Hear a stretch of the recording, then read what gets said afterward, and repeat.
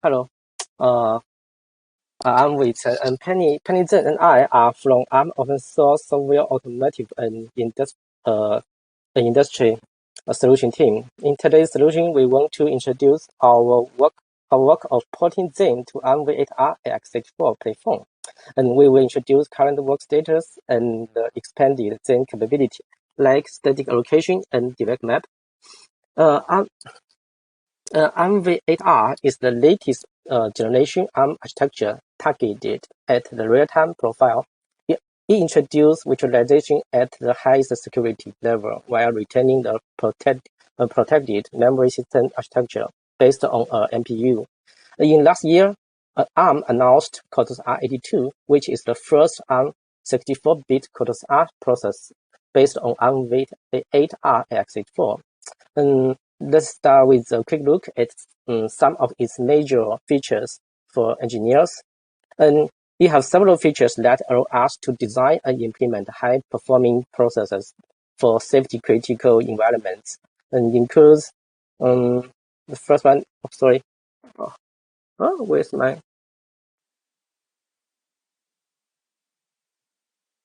I'm missing one slide. So the slides is not very. It's not the same as I upload to the website. Okay. So I have to use the. The first feature is that Armv8-R doesn't support memory region overlapping. This is a new feature in Armv8-R. If you had used CoreTOS-R series process before, like CoreTOS-R5 or CoreTOS-R8, you may be very familiar with MPU memory region overlap. In these processes, one memory region can be configured in multiple MPU protections and with different attributes. Each MPU protection region has a priority. If you configure a memory region in two MPU protection regions, the higher priority region's configuration determines its memory, its attributes. And this design is flexible to use, but the software and the hardware will become more complex. In Armv8-R, the memory region overlap is not allowed. One memory region can only be configured in one MPU protection region. The MPU protection region doesn't have priority anymore now. And the hardware and the software can be simple and brings the system more deterministic. And for Armv8-R, the next new feature is that new exception models that is compatible with Armv8-A. For example, the CoreTOS-R82 exception model is compatible with Armv8-A AArch64. Zheng has already supported Armv8-A exception model, so this can be reused in our work. The third is that Armv8-A introduced a virtualization support with for guest OS compared to the Armv7-R. This is a new feature because hypermode or EL2 exception level has been added to Armv8-R processors, and this makes hardware-supported virtualization become possible on CoreTOS-R series. And this feature is also the origin of our work. Okay. The last feature update is about the floating point. There's some enhancement of the floating point. Yeah. But it's Zheng hasn't involved too much about it, so we will skip it. Okay. That's for Armv8-R, but for Armv8-R x64, they still have some update. The first Armv8-R process is the CoreTOS-R52. It's a 32-bit CPU. And now in the Armv8-R x64, we added 64-bit execution capabilities and up to 48-bit physical addressing to the classic ARM real-time process architecture. Because in modern products, we are seeing designs in which larger memory addressing is becoming necessary.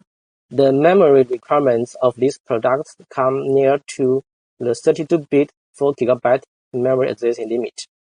In Armv8-R x64, up to 1 TB physical addressing ability will meet these requirements. And they also have some update enhancement of the floating point. And the important one is that for improved security, the Armv8-R AArch64 supports 3 exception levels for compatibility with trust zone-based systems. They are Secure Year 2, Secure Year 1, and Secure Year 0. The Secure Year 2 is the highest privilege, and the trust firmware and they may need coexist in this exception level. This would be a new challenge for them, but is another big topic. We will not discuss it in this session, as there are optional MPU and MNU in Secure Year 1, so we can run RTOS or RTOS in this exception level. The Secure Year 0 is still running some application workloads. Yeah, and for AArch64 Armv8-R, there still has some difference from the Armv8 AArch64. The first one is that Armv8-R only supports single secure state, but Armv8-A supports secure and no secure two status. Current Zheng is designed for no secure year 2. On Armv8-R, Zheng will run in the secure year 2. As most system registers in the secure world have bank registers in no secure world, so switching words doesn't bring too much changes. The secondness is that in Armv8-R we don't have year 3. Now both the Q timer and hypervisor timer can be used in secure year 2. But in current work, we keep the thing to use the hypervisor timer, as we have done for Armv8-A. In ISA level, there are some difference. Armv8-A is still compatible with the suppose A64 instruction set, but some instructions have been modified. There are very few. They are all of them are barrier instructions. The DSB and DMB has been refined.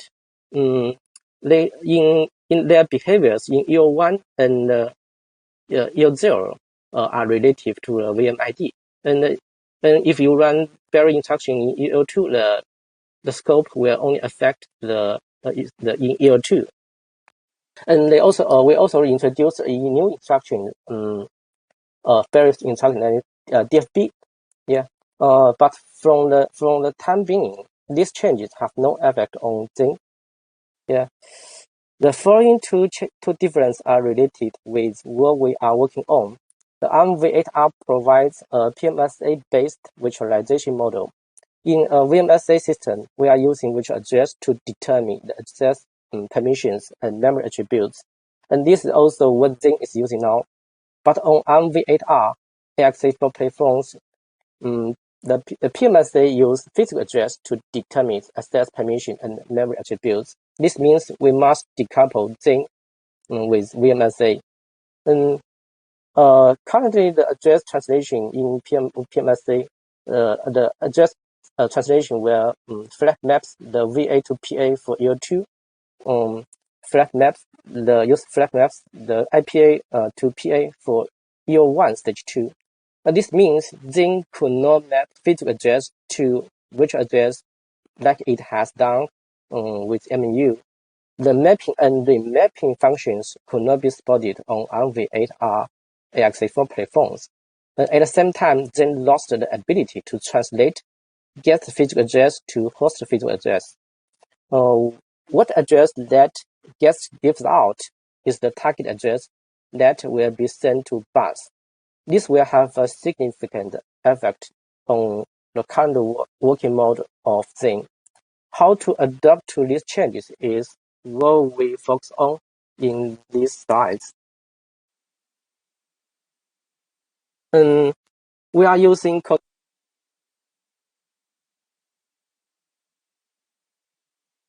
for Armv8-R. You can obtain this simulation from Arm's website. It's a public free simulation. Armv8-R82 implements Secure Year 2, Secure Year 1, and Secure Year 0. it has an MPU with 32 protection regions in year 2. In year 1, users can choose to use MMU or MPU. If users select to use MPU in year 1, it also has 32 protection regions. This is our objective of view. We want to run mixed criticality workloads with hardware level isolation. We will run Zheng in Armv8-R x64 secure year 2 with MPU sports.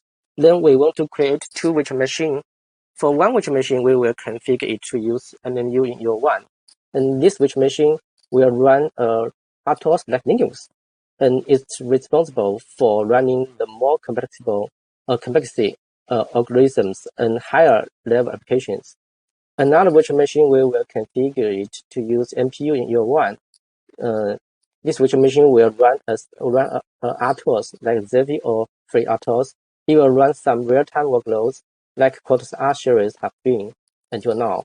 And then we'll use year 2 MPU to isolate the real-time workloads and rituals.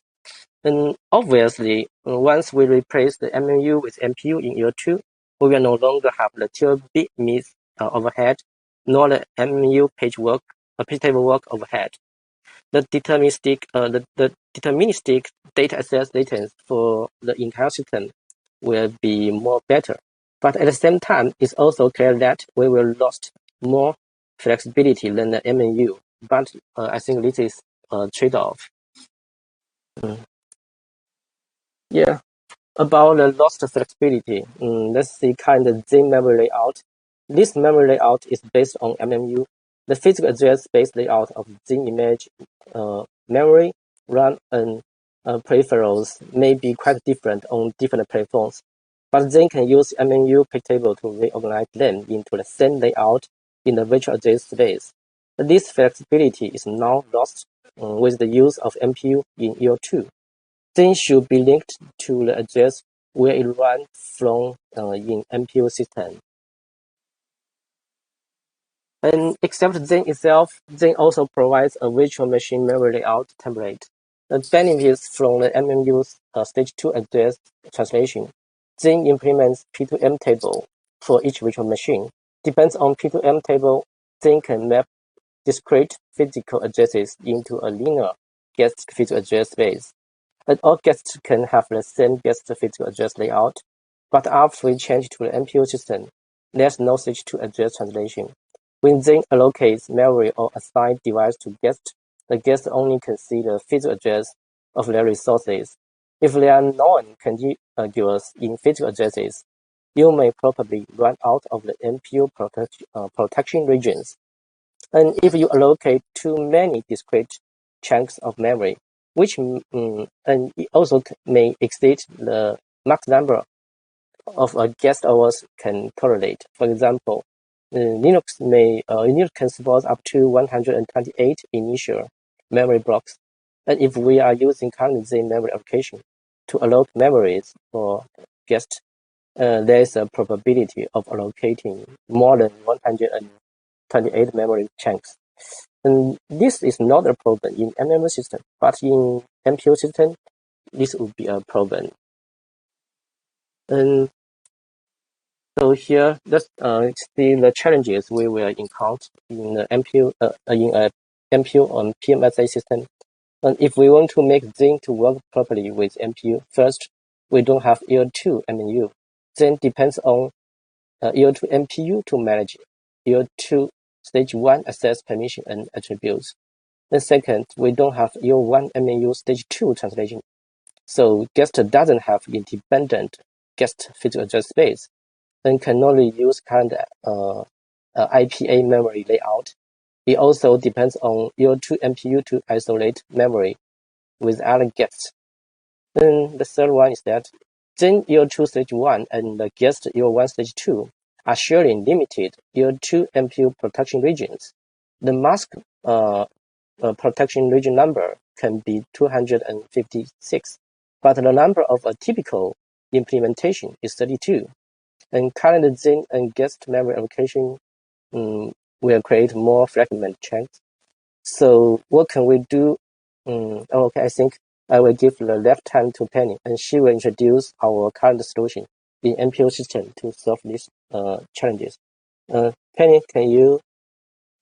Yeah. Please, okay. Next slide. Yeah. Okay. Hi, this is Penny. The first feature I may introduce here is static allocation of memory resource, which refers to system or subsystem for which memory areas are predefined by configuration. There exists two kinds of static allocation. One is system on static allocation and the other is subsystem aka domains on static allocation. I will briefly introduce both here. As for system on static allocation, user cases involved here may be as follows. In safety world, users prefer the whole system to behave predictably, so the then heap shall be static too. A very draft picture in the left, you could see that the blue block points to the reserved physical RAM as then heap. The other reason why we need it on MPU system is that then heap on static allocation could reduce protection region fragmentation. Please, next slide. So during implementing the MPU system on Zheng, we found out that in normal cases, besides reserved memory boot modules, such like the image code, guest kernel, or the left-free memory will go to heap allocator. So the memory layout may just look like the left pic here.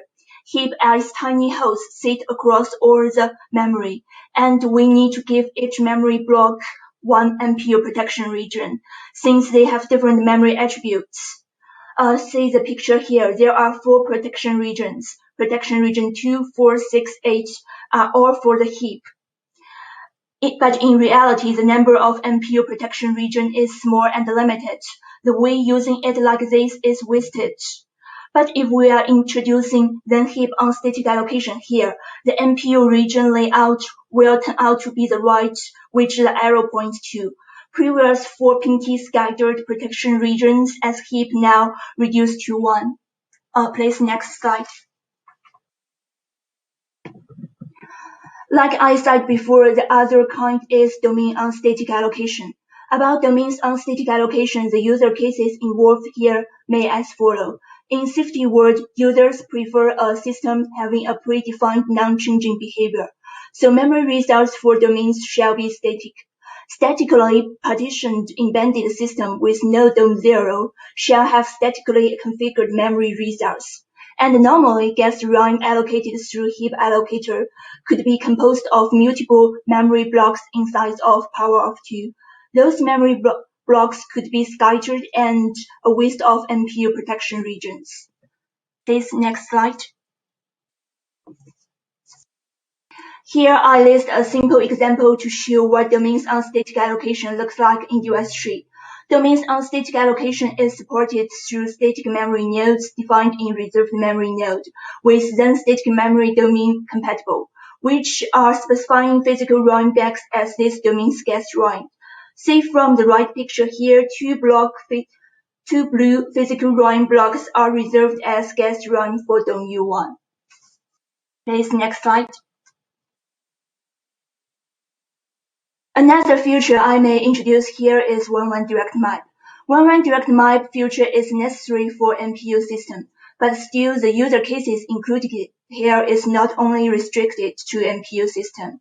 This feature addresses that guest physical address must be equal to physical address in stage 2 address translation. User cases where DOM U needs one-one direct map include the following scenarios. IOMMU disabled if it doesn't cover a specific device and all the guests are trusted.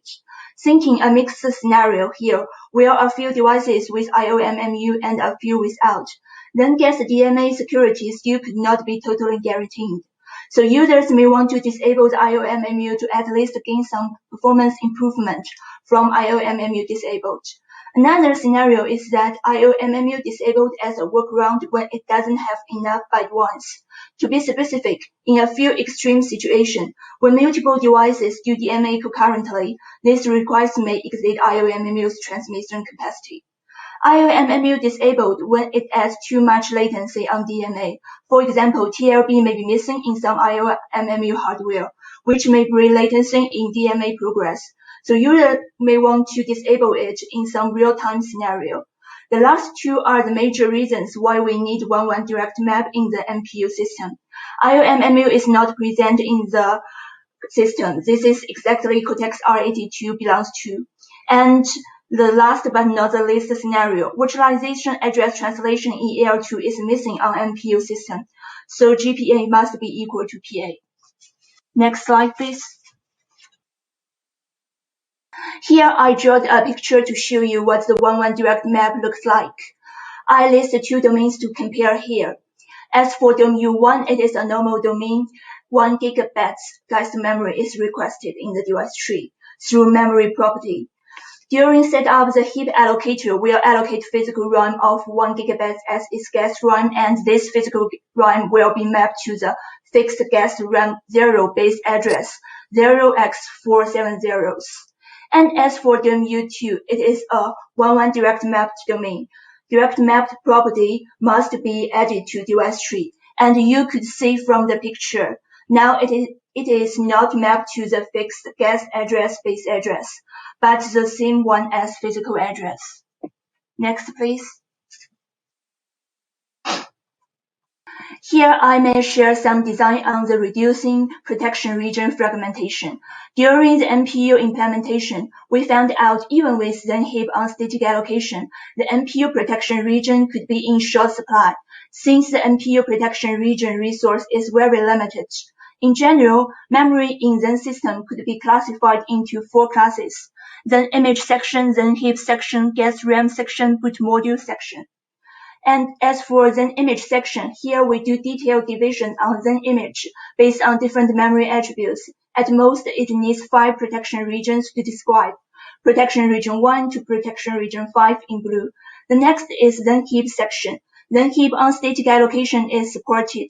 In picture, protection region 7 and 9 are reserved as Zheng heap in right. And continuously, guest RAM section. Domain on static allocation is requested here. In picture, protection region 8 in yellow are reserved guest RAM for domain U1. Last but not the least, it is the boot module section, including guest kernel init-ref, device pass-through binary actuator.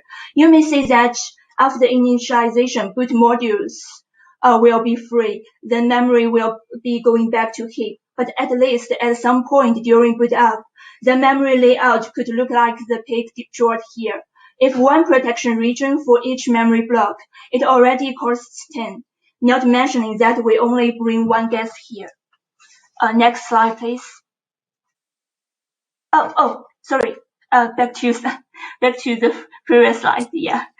And then the actual reasons behind this are that, after all, Zheng doesn't have any layout restriction for memory. Users may place boot modules anywhere, users may reserve Zheng heap memory anywhere, and users may reserve guest memory anywhere. Now, the next slide, please. So we are thinking that an ideal memory usage layout could be like this. User needs to configure 1 boot module section to limit the placement of all boot modules, like all guest kernel modules or device pass-through modules. Here, protection region 6 points to this section in the picture. User also needs to configure 1 Zheng heap section to limit the placement of Zheng heap on static allocation. Then, see picture here, reserved heap must be located in protection region 7. Also, user needs to configure 1 guest RAM section to limit the placement of domain on static allocation. All guest RAM must be placed inside protection region 8. Then it is 1 protection region for each section. Now the previous protection region 6 to protection region 10, the total 5 protection regions reduces to only 3 protection regions. And even with more guests in, only memory in boot module section and guest RAM section are used, but will not cost extra MPU protection regions for them. And also when doing context switch between Zheng and guests or 2 guests, for now only needs to disable the region as guest RAM section. MPU protection region as Zheng image and Zheng heap will stay enabled and unchanging, not like before we need to disable the whole MPU system to update. Next slide, please. Now let's do some RAM up here. Since EL2 MPU protection regions resources are very limited, and several components will share this resource, like the Zheng self-memory management, which I talked a lot in previous slides. Guest P2M MPU-based configuration and transform well for Armv8-R AArch64 are also taking up MPU protection regions.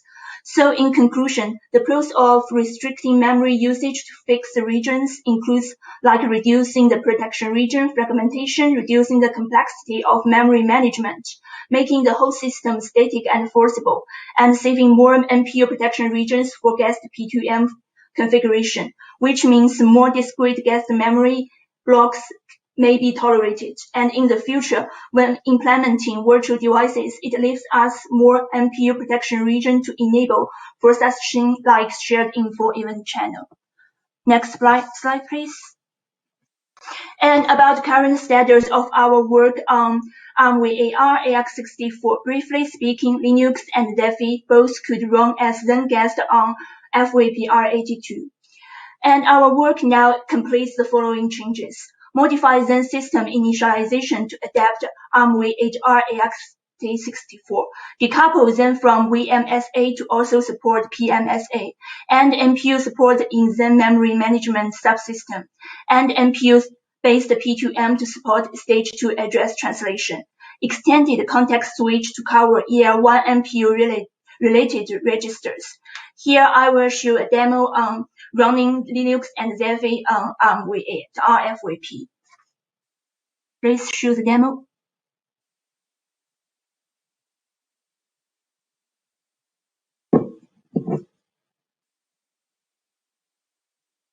Could you see the? Could you listen to the audio? Yes. Okay.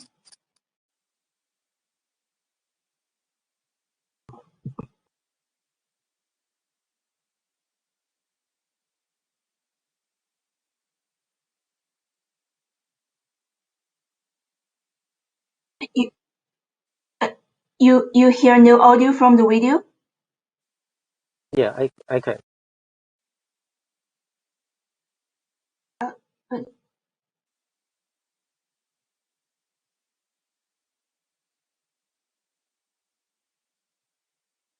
We cannot hear any audio from your video, Penny. Oh my.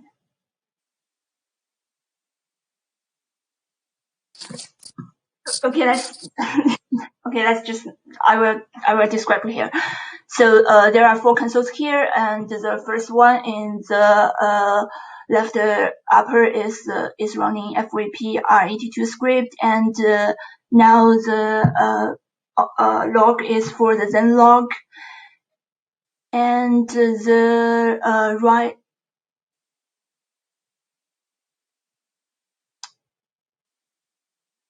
And you could see from here, this is the Zheng MPU configuration for the Zheng memory. And now I am pointing to the Zheng setting up the first DOM-U1. And I'm pointing to this log. This log is for the domain on static allocation, and those preserved physical rhyme are reserved for DOM-U1.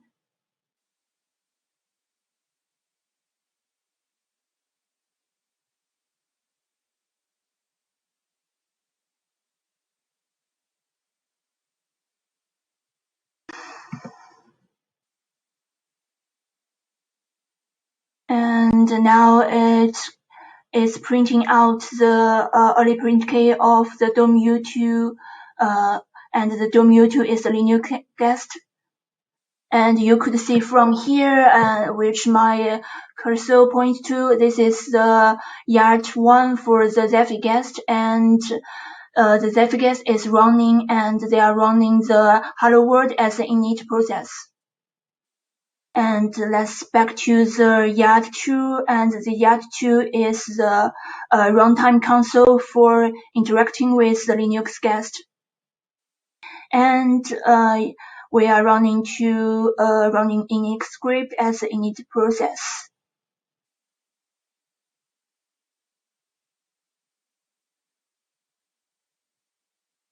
And I may speed up in this video. And finally, the Linux guest is totally on, and I can log into it. And I run a very simple ls command here, and it is working, and the whole video is finished. And for there are still several limitations here on current implementation. DOM 0 last configuration is necessary, which means no PV device support yet and only pass-through device supported. Static allocation feature and 1.1 direct map feature are also needed. The patch version 1 has already been uploaded to upstream for review. Guests can be only created by device tree XR, not ready at this time. Alternative framework has also been disabled, and all ending removing guest memory actions in runtime are not supported too. Since the number of protection region is small and limited, only support limited guest discrete memory blocks. All shared memory between Zheng and VM or 2VM is not ready, including event channel, grant table shared in 4. Then also virtual device IRQ injection is not ready too. Please next slide. And it is the last slide as a to-do list. We will prepare all the changes to the upstream to the Zheng community for review, and we are going to support alternative framework in MPU system, virtual device support in MPU system, and inter-VM communication in MPU system. That's all. Thank you for listening.